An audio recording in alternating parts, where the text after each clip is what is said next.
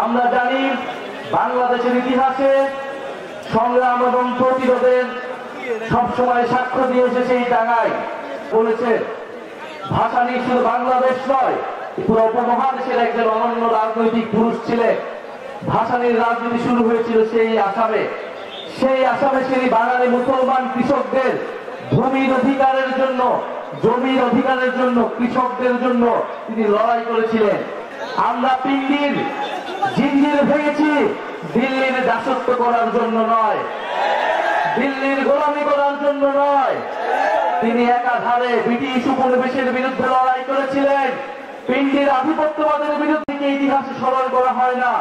সার্জিস আলম বলেছেন শেরেবাংলা ফজলুল হক, মাওলানা ভাসানীর মতো মহান রাজনৈতিক পুরুষ যারা এই বাংলাদেশের স্থপতি, তাদেরকে দিয়ে এই বাংলাদেশের জাতির পিতা শুধু একজন ব্যক্তিকে ঘোষণা করা হয়েছে, একজন ব্যক্তিকে পূজা করা হয়েছে গত 54 বছর ধরে।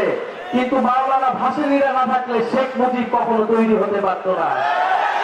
যেই 69-এর গণ অভ্যুত্থানের মধ্যে দিয়ে আওয়ামী লীগ নেতৃত্ব দিয়েছে, সেই 69-এর গণ অভ্যুত্থানের অন্যতম কারিগর ছিলেন, নেপথ্যের পুরুষ ছিলেন মাওলানা ভাসানী।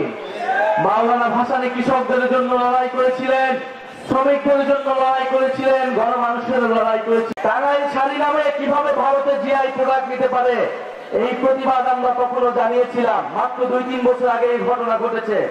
কেন ঘটেছে? কারণ আমাদের দেশের সরকার, আমাদের দেশের মানুষ টাঙ্গাইল শাড়িকে, তার শিল্পকে পৃষ্ঠপোষকতা করতে পারে নাই, পুরো বিশ্বের বুকে তুলে ধরতে পারে নাই।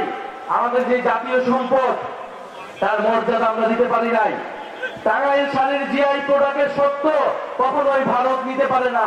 অবিলম্বে তা প্রত্যাহার করতে হবে, আমরা এই দাবি জানিয়ে গেলাম। আমরা তাঁত শিল্পকে পুনরুদ্ধার করতে চাই, আমরা কৃষকদেরকে নতুন করে সংগঠিত করতে চাই, কারণ আমরা কি উৎপাদন করি, কিভাবে তা বন্টন হবে এবং কৃষকরা ন্যায্য মূল্য পাবে কিনা, এর উপরে নির্ভর করবে বাংলাদেশের ভবিষ্যৎ। এক সুন্দর বাংলাদেশ গড়তে টাঙ্গাইলবাসীর পক্ষ থেকে গত 1 বছর ধরে বাংলাদেশের মজলুম জনগণের আমরা টাঙ্গাইলবাসীর পক্ষ থেকে আমাদের জাতীয় নাগরিক পার্টি আমরা দেখতে পাই নাই। সুতরাং আমরা মনে করি যে আগামী 2 হাজারের মতো বিপ্লবী কবিরাজের নির্বাচন করেছে, যে যাদের অবদান, সেই অবদানের সূতিকাগাররা এই মাটিতে জন্ম গ্রহণ। উত্তরসূরি হিসাবে একটি কথা বলতে চাই, মাওলানা ভাসানী বন্দোবস্তের পথে হাঁটতে টাঙ্গাইলের মানুষ কোন পরিবারের হাতে বন্দী হয়ে কথা বলেছে এবং আজকে টাঙ্গাইলের শহরের প্রাণ কেন্দ্রে দেওয়া হবে স্থায়ী ভাগ। আজ পর্যন্ত কোন ভাগ দেওয়া হয় নাই।